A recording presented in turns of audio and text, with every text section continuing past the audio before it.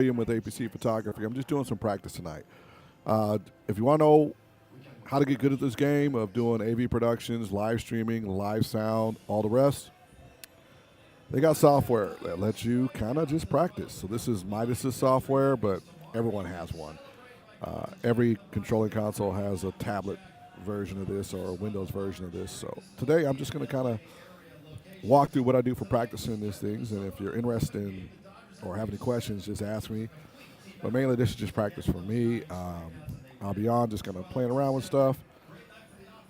Let me know if you want to know anything, and I'll be checking comments, but I won't be directly on my YouTube monitoring today.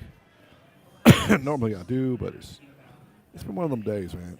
I'm a little tired. All right. Been a little tired. I've been running like crazy, so tonight I'm just kind of like going through the practice. So this is what you would see as in the real world would be an analog board, but all the features are still here. So you're going to have each channel. You're going to have your main outs, which be your left and rights. Your buses are your additional channels. So 1, 2, 3, 4, 5, 6. In addition to number 1, and I'm going to talk about how each one of these can be a masterpiece for you to do really good in your mixing. So we're going to talk about microphones, we're going to talk about other stuff, but we're going to kind of go through this. This is just for those who are interested in learning about how to really knock out some of this material and becoming good at doing basically all the stuff in relations to doing live streaming. So, all right, looks like the audio check is good. All right, so I'm going to close out this one, throw something else in the ambient in the background, and we're going to talk about why I'm pulling this up. So I've got an event coming up here in about next Friday, and I've got to get someone prepared to handle this. Hold on a second.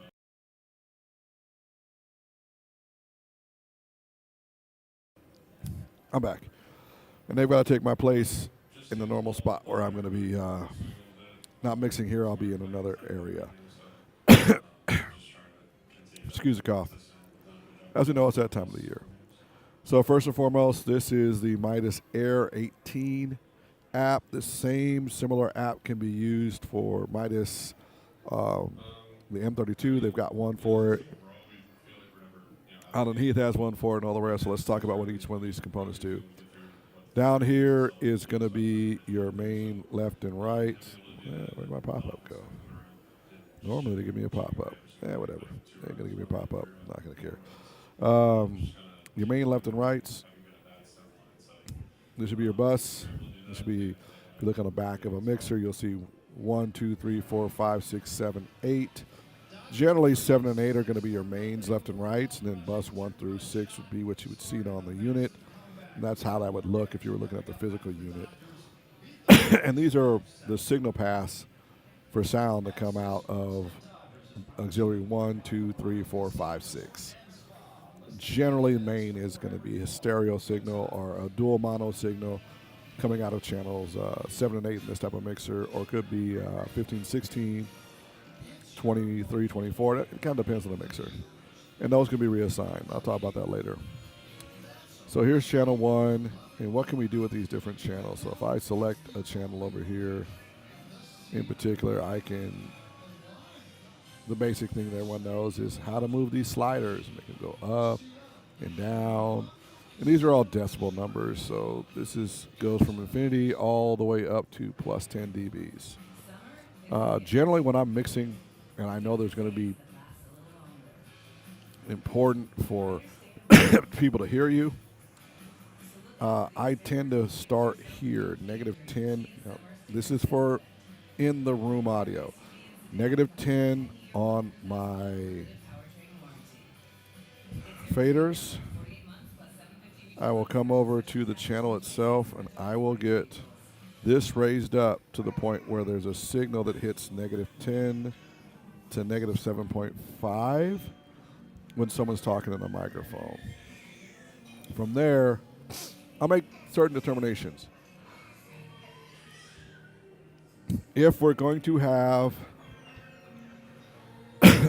a band, singers, or a specific person who will always be on mic number one, I will spend a lot of time in equalization. So I will come over to EQ, and I will spend a lot of time here EQing this to where they sound perfect.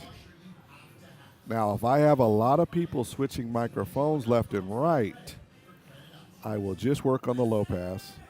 I generally set the low pass at about 95 hertz. And sometimes, depending on the voices I'm dealing with, I might go as high as 125. And you'll see where that curve kind of goes down.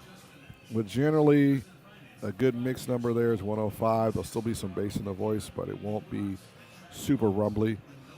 And then I'll let the microphone's natural EQ curve take care of everything else. For those who have hired sound engineers and you hear this click, click, click, click, pop, pop, pop, pop, pop, and they're blowing out plosives and stuff like that, I'm going to offend some of the people who do that. It's a waste of time. It is absolutely, utterly a waste of time in those types of functions where you know the mic is going to be switched from person to person.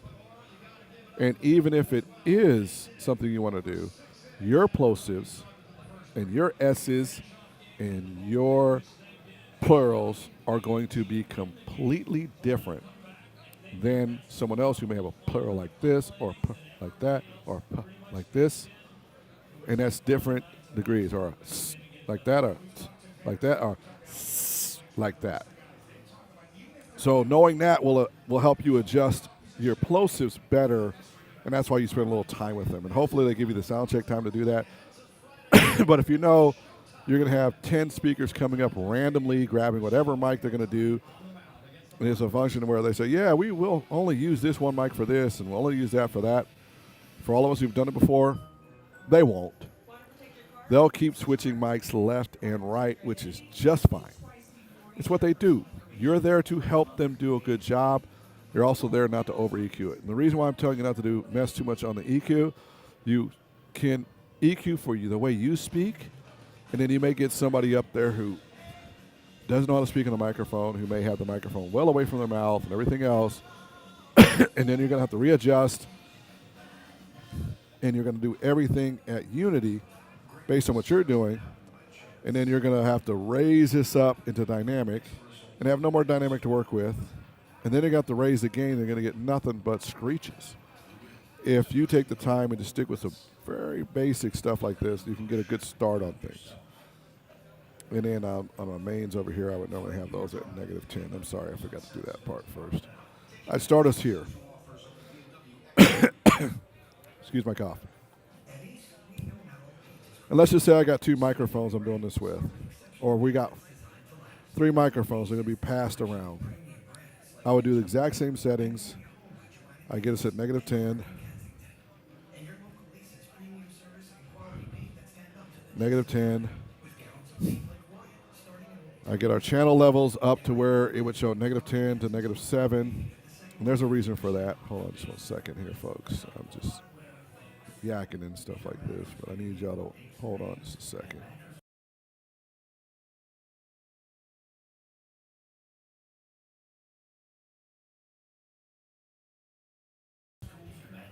The reason why I am doing it this way instead of some of the ways that we would normally see, where someone's like, oh my God, we got to make sure that we're right here at -3 or -5 and pull compression there. I like having the ability to someone to be between -20 and -7.5 on a digital mixer. Reason being is they're not analog mixers that run off of a wave like this. So old school mixers run off a wave.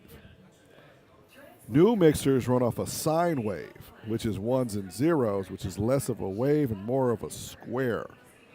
And because of that, they're exponential on top of each other versus a wave that has fluidity in how it works. So knowing that up front, if you can eliminate the need to bring in digital compression,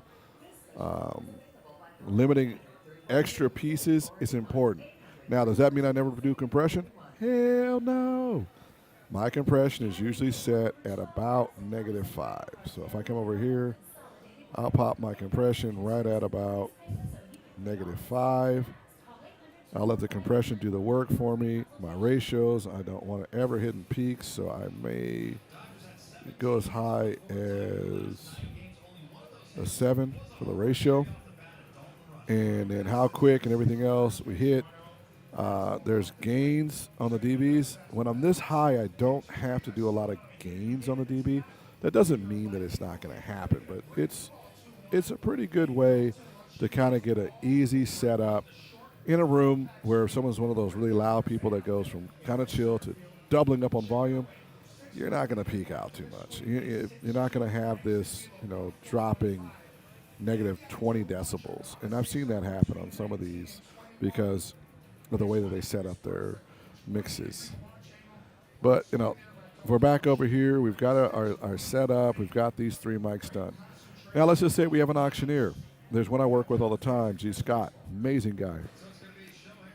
When we talked, I advised that he get his own setup. Hold on a second.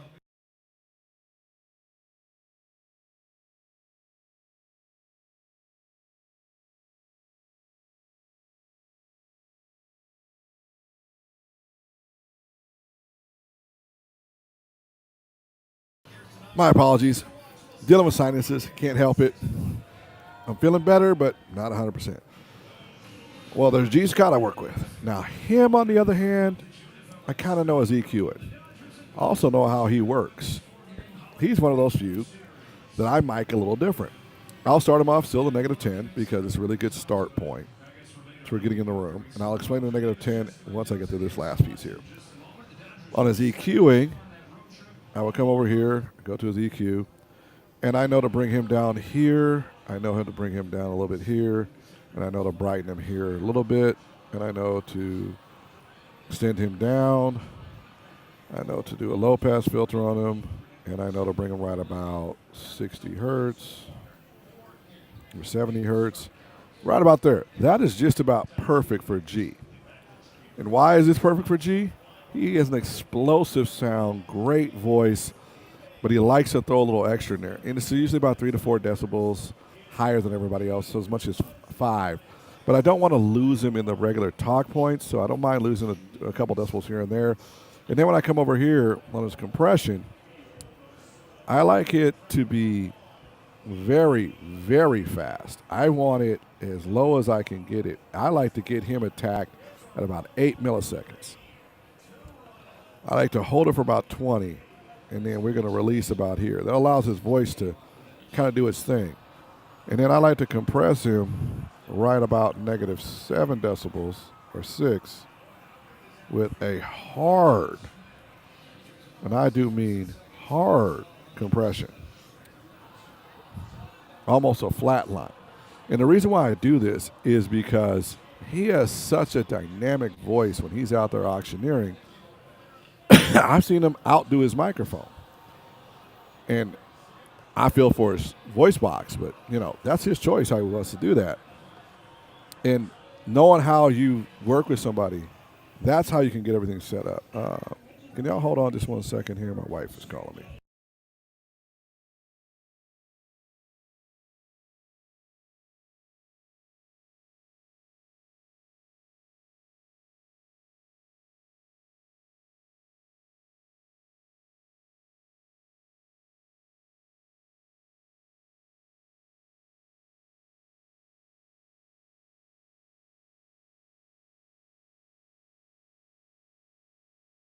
All right, so I got like 2 minutes because we had a good moment just happen.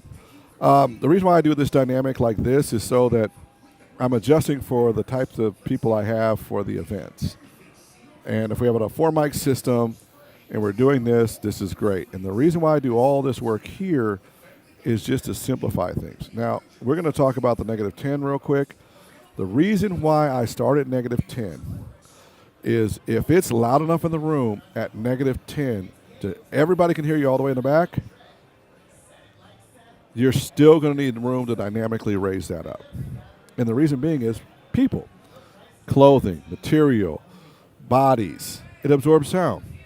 So if I start at -10 and I raise this, and this is all by doublings. So if I go from negative 10 to 0, that's double sound. And if I go from negative 10 to 0, that's another doubling. So I've doubled and doubled again, and I got more than enough extra sound to fill the room without having to go to dynamics. I hate to have to go all the way up in dynamics because you did everything in Unity, and then have to go to dynamics again. And let's just say the person's voice is super, super soft. So now you got to do extra gain, and then you're going to have all of the screeching sound, especially if they're not used to being in front of a microphone and they hold a microphone too far away. That's why I'm doing the things I'm doing. This is my practice session. I got to go because I had some really cool news that just happened. I will see y'all later. Thank you for everybody who watched. This is a cool little 15-minute piece for y'all. Peace. Got to go. Been fun.